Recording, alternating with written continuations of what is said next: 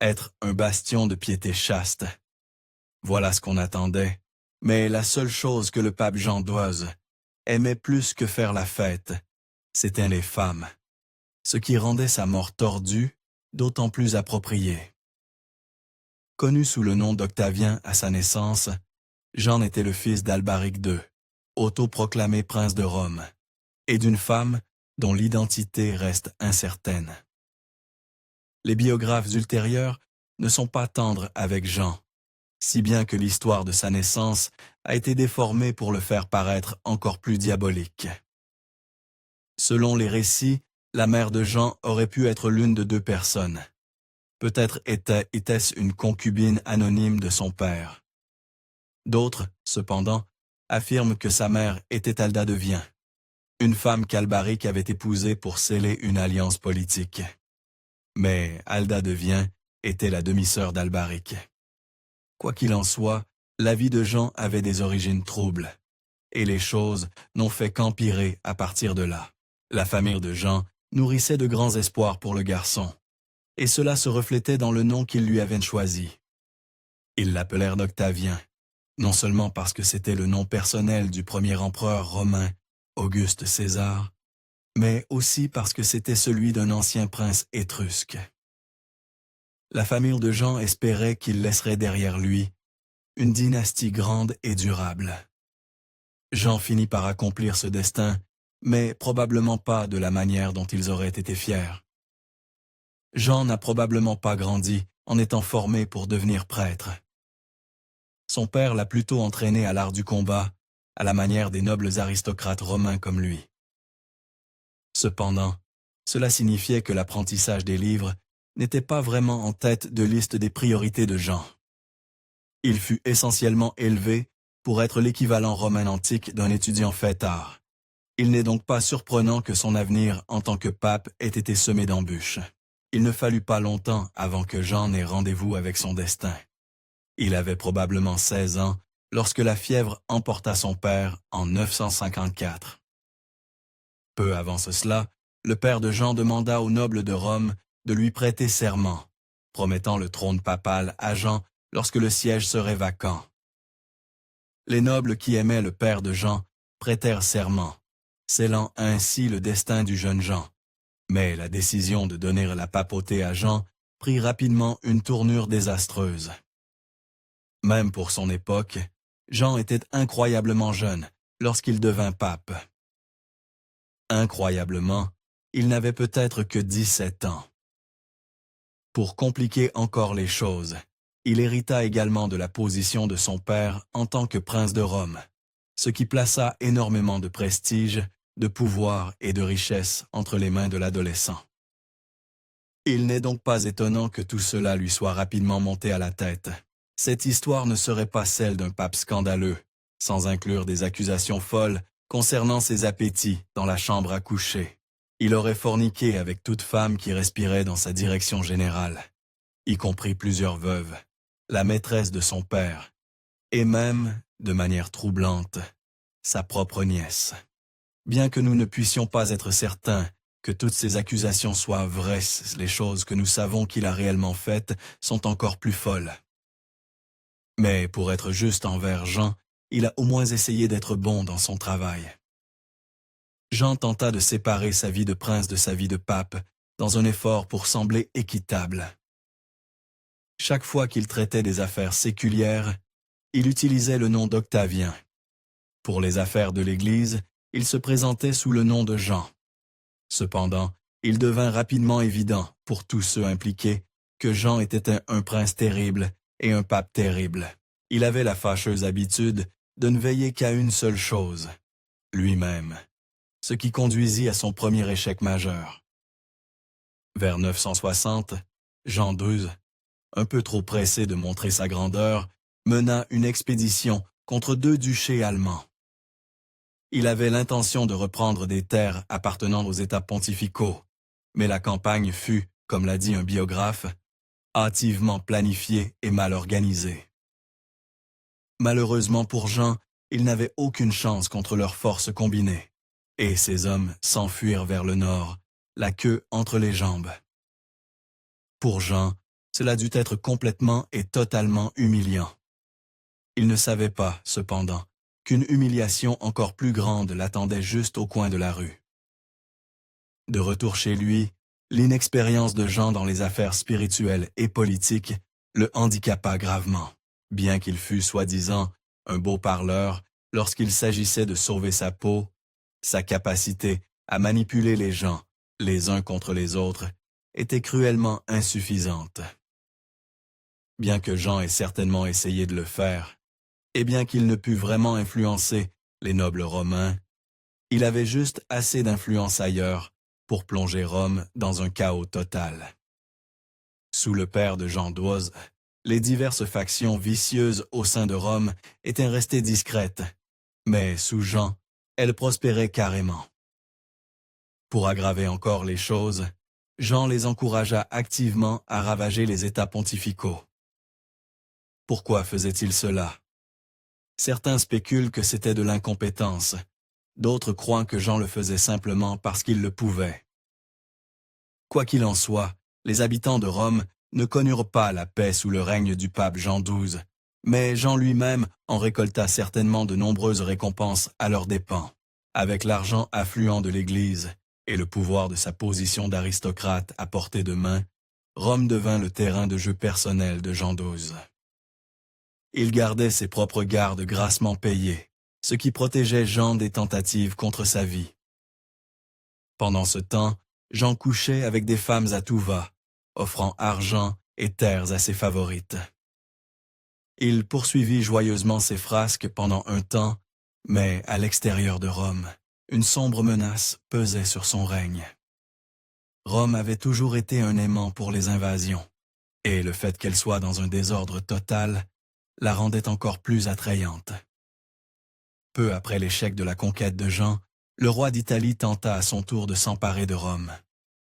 Alors que les hommes du roi se rapprochèrent de plus en plus, Jean devenait de plus en plus désespéré pour obtenir de l'aide. Finalement, Jean échafauda un plan qui, comme la plupart de ses plans, ne réussit pas vraiment. En 960, Jean demanda l'aide du roi Othon Ier d'Allemagne. Othon était fondamentalement tout ce que Jean n'était pas. Alors qu'Othon avait unifié un royaume entier à lui seul, Jean divisait délibérément son propre peuple. Alors qu'Othon était un modèle de vertu, Jean aurait pris les offrandes laissées par les pèlerins dans ses cathédrales. Malgré les comparaisons peu flatteuses, Jean savait parfaitement qu'il avait besoin d'Othon et de ses hommes. Alors quand Othon accepta de le rencontrer, Jean l'accueillit à Rome à bras ouverts. Cependant, cette aide eut un coût.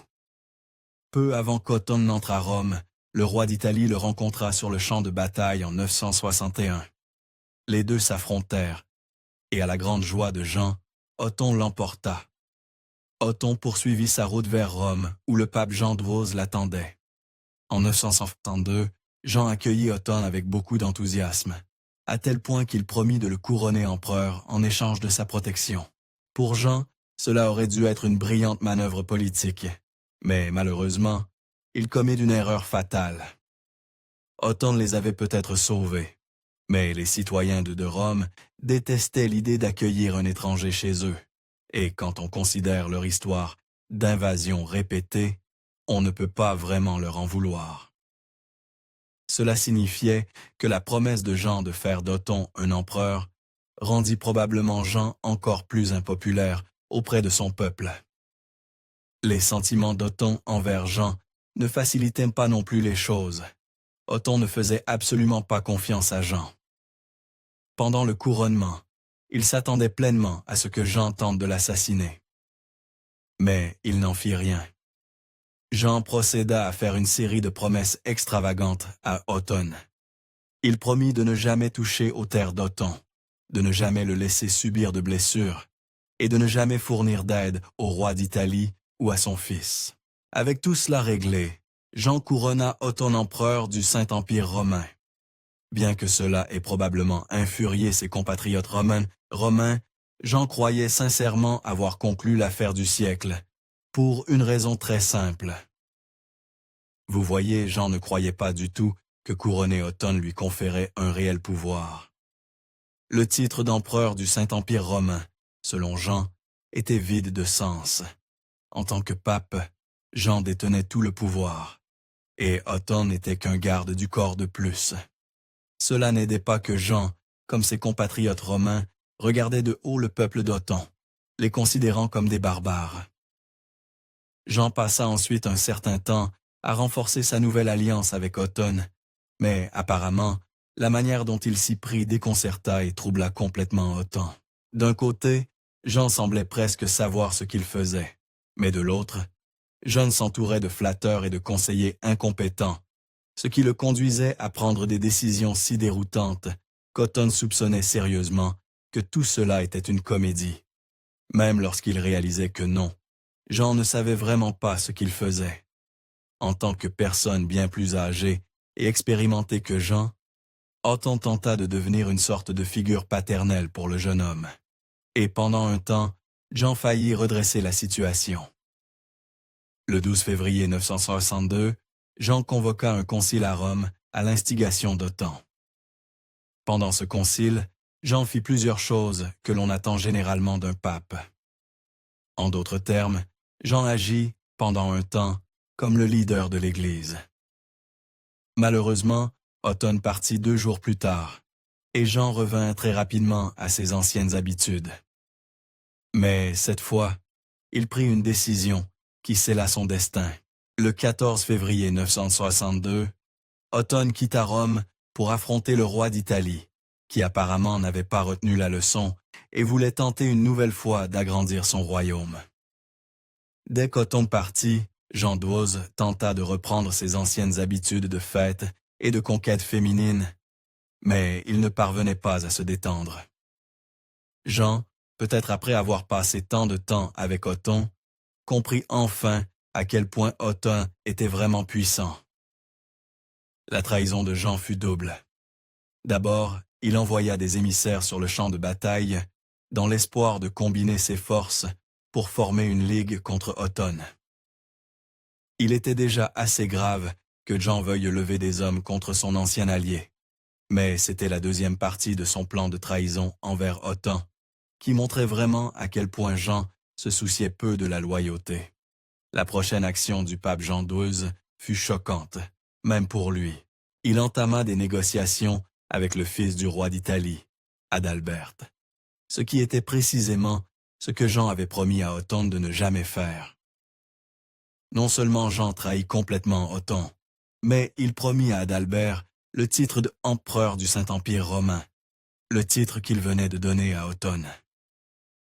Adalbert hésita à juste titre, et tandis que les négociations entre lui et Jean stagnaient, le pape n'avait aucune idée que son complot entier s'effilochait.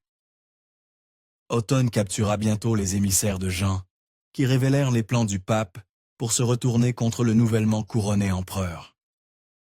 Otton, sans surprise, fut complètement pris de court par ce revirement soudain de Jean. Dans un retournement choquant, il décida d'accorder à Jean le bénéfice du doute. De plus, et très heureusement pour Jean, Otton était un peu trop occupé à combattre le roi d'Italie pour faire demi-tour immédiatement et se diriger vers Rome. Au lieu de cela, Otton envoya des émissaires à Jean pour clarifier les choses, et il n'aima pas du tout ce qu'il découvrit.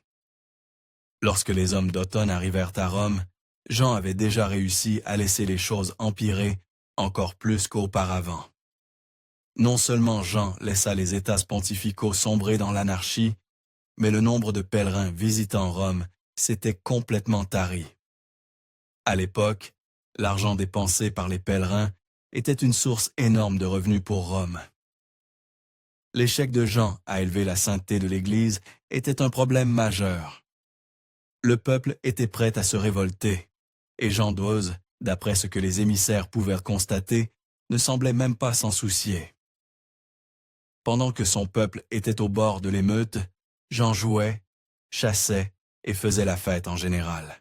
Les habitants de Jean, désormais complètement lassés de son manque de leadership, commencèrent à murmurer entre eux. Peut-être devrait-il laisser Otton revenir à Rome, ne serait-ce que pour renverser Jean. Jean procéda alors à raconter à Otton des mensonges éhontés. La première chose que Jean dit à Othon fut à quel point il était désolé pour tout ce malentendu, même s'il n'était clairement pas désolé, et que ce n'était absolument pas un malentendu. Ensuite, il affirma qu'il avait complètement changé pour le mieux, et qu'il était entièrement réformé grâce à Othon, même s'il ne l'était absolument pas, et qu'il prévoyait de redresser toute la situation à Rome. Puis, après s'être excusé pour son comportement, Jean procéda à attaquer le caractère d'Othon. Il accusa Othon de ne pas avoir tenu sa promesse d'agir dans l'intérêt des États pontificaux.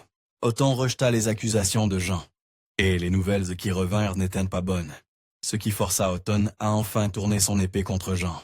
En 963, Jean réussit à convaincre Adalbert d'entrer à Rome pour le titre d'empereur du Saint-Empire romain, et Othon ne pouvait plus ignorer cela. Après avoir remporté une victoire décisive sur le roi d'Italie, Othon fit demi-tour avec ses hommes et marcha directement sur Jean. Rome était généralement un lieu de division sous le pape Jean II, mais à ce stade, la division devint beaucoup plus littérale.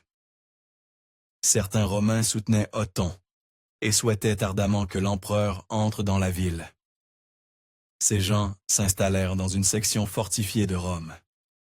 Pendant ce temps, Jean et ses partisans prirent position dans une autre section fortifiée de Rome.